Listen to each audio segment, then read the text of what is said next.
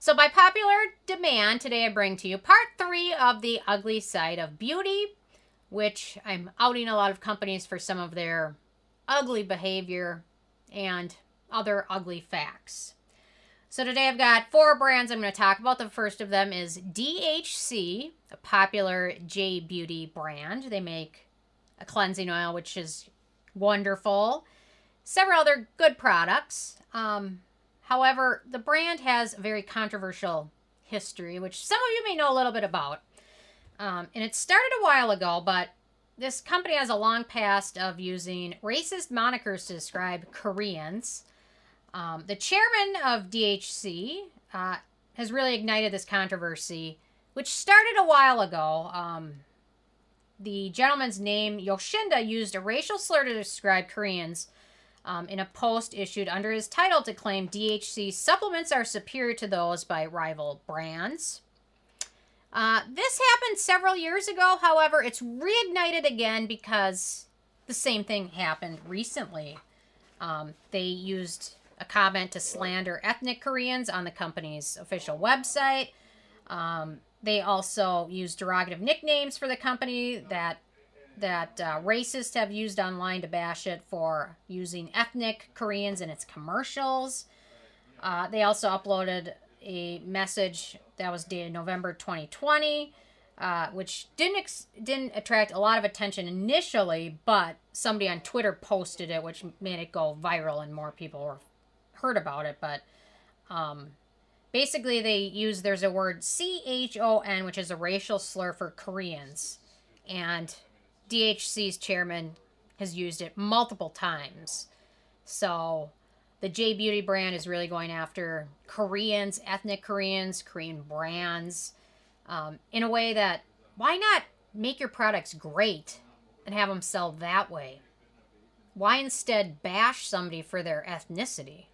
And not even necessarily Koreans, but why, in general, why do people do that? Or why do brands do that? Why do humans do that to each other? I don't understand belittling somebody because of how they were born. It's not like, why not just make your products really good and having them speak for themselves? Why slander people trying to bring them down for something which they have no control over? I don't understand it. It's a marketing, they're trying to market it that way. It's mind-boggling to me. I don't understand it. It's not even like they're going after somebody's behavior. They're just going after them for existing. And it's really ugly. It's not a good look. Not a good way to sell products. Not a good way to be as a human in general. So, anyway, I'll leave that as it speaks. So, DHC at this point, not sure I can be super loyal to them, buy their products, support them at all. Especially since they don't really seem to apologize or feel bad for it. I mean, they did it a couple years ago, and now they're doing it again. So obviously, that doesn't mean much. So DHC, it's questionable at this point. So, another brand which has some controversy, Tarte. It's a little bit more light than DHC's controversy, but Tarte does have some issues in their past. The biggest one was a class action lawsuit because they marketed their products as natural products. And it really came into question because they didn't contain natural products. They were fined $1.7 million in a class action lawsuit, which settled very quietly. I did post it on my YouTube page, so as many customers as could find out about it could get money back. I think some people got up to $400 back for their purchases of Tarte because they were complaining that, or not, Tarte was marketing that they used natural products, natural organic products, and kind of discussed natural being better than synthetic, kind of how they were marketing it. However, Tarte's products weren't really that natural, which is what caused the class action lawsuit.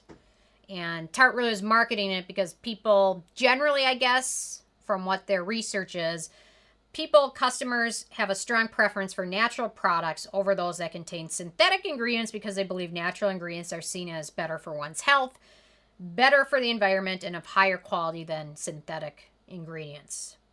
So Tarte was really aware of this consumer trend and advertised their products as natural and to encourage their products to purchase Tarte Cosmetics over other competing products. However, the Tarte Cosmetic class action argues that the brand intentionally misled customers into thinking they were receiving a more desirable product than they really were receiving. Because generally, they're not that natural, and even water is a chemical, so don't fall into the natural thing that natural means it's better, because everything is a chemical in and of itself.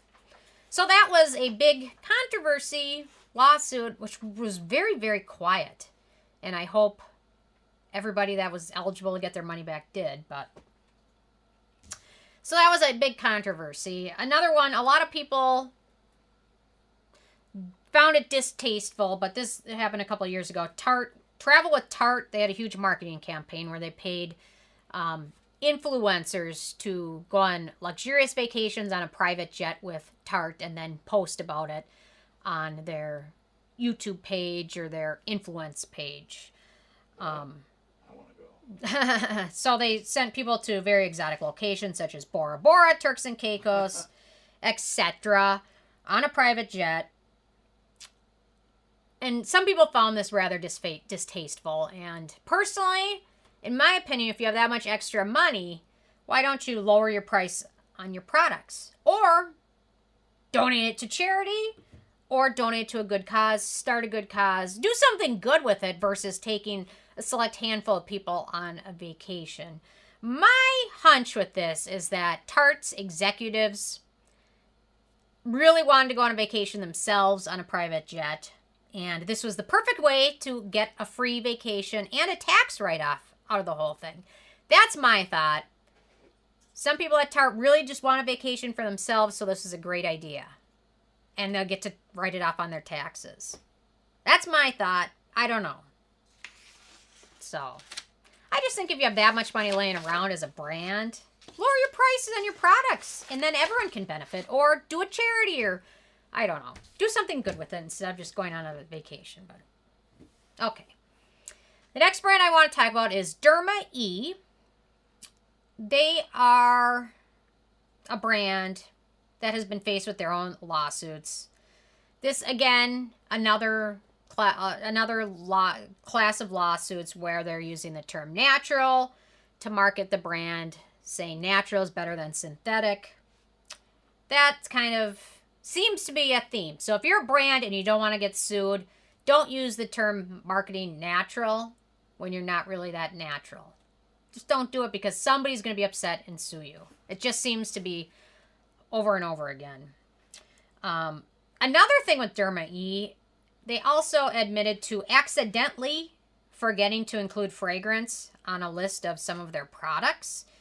Their peptide and collagen moisturizer was reformulated. However, the new ingredient list apparently conveniently left out lavender oil on the ingredient list. Oops, that's a big mistake, because some people are sensitive to it or even allergic to it.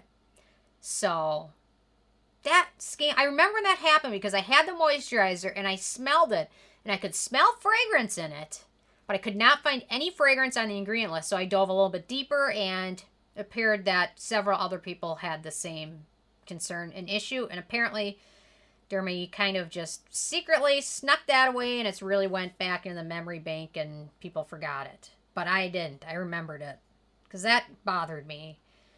And I get mistakes happen, but there was no real recall of it. There was no apology. It was kind of just kept swept under the radar as much as possible. So, there we go.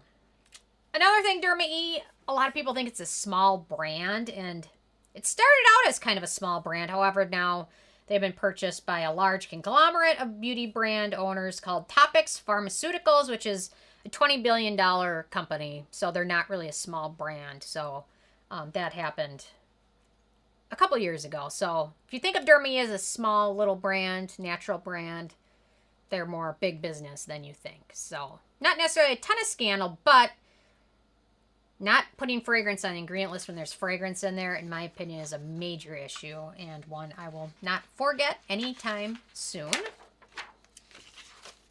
And another brand to talk about today, Mario Badescu. I've talked about them a lot.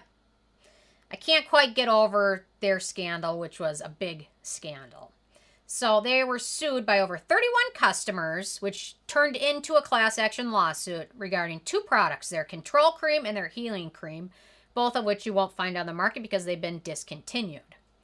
Some customers that were dedicated to using these products noticed after they would stop using them, their skin would have severe withdrawal, especially customers that used the cream for years.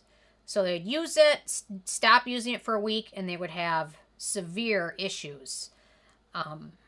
So some of these people went to the dermatologist to ask what is going on. And it was found in a lab in Korea where one of the customers was located. And the quotes from the customer: "I thought it was a holy grail product, and every time I stopped using it, my skin would become a mess, and I immediately go back to it and it would look better. Then I completely ran out and couldn't find it to purchase anywhere.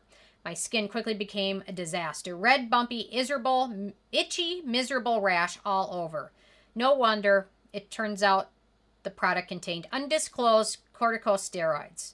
What I thought were breakouts the cream was controlling were actually classic rebound reactions from stopping the steroids."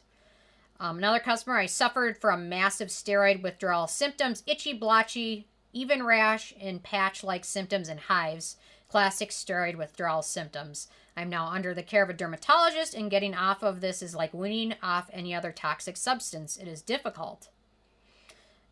So many people who are long and even not very long users of the original control cream suffered extremely bad reactions when they suddenly stopped using topical corticosteroids it contained. My sister and I were 2 people. The skin reactions we've been dealing with are far, far worse than any irritations we may have once used the control cream to treat. We are both currently under the care of a dermatologist, and I have severe perioral dermatitis as a result of topical steroid use that I unwittingly used in the control cream all those years. So I'm not exactly sure how this happened. Did they know this was in the cream and that people wouldn't be able to stop using it, therefore they would keep buying more of it? Not exactly sure. The steroids that were in those products were hydrocortisone and triamcinolone acetonide. And the latter is only available through a prescription. So I don't know how the brand had access to this. I don't necessarily know that this was a mistake that was made when it's in the creams. It's in 2 products. It's not on the ingredient list, and they're selling millions of them.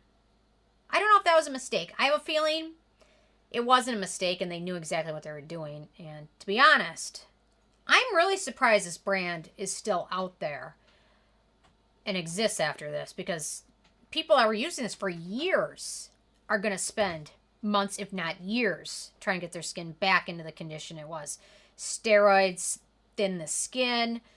They cause withdrawal, require intensive care after discontinuing use. So if you do use steroids, you shouldn't use them regularly. From time to time for an occasional flare-up or itch or eczema or something like that is fine. But day in and day out use for years is not good for your skin. So I hope these people got a lot of money out of that lawsuit. And I can't believe the brand still exists after that. And trusting them is an issue. So I don't know. They're not exactly a brand I would trust, especially when people have to spend lots of money, lots of years, and aggravation to get off of it. So those are my ugly brands today. If you have any comments, leave them, and I'm working on part 4. So certainly if you have any tips or hints on a brand you want me to investigate, leave a comment. I love hearing from you guys, and stay tuned for more tomorrow. Thank you so much.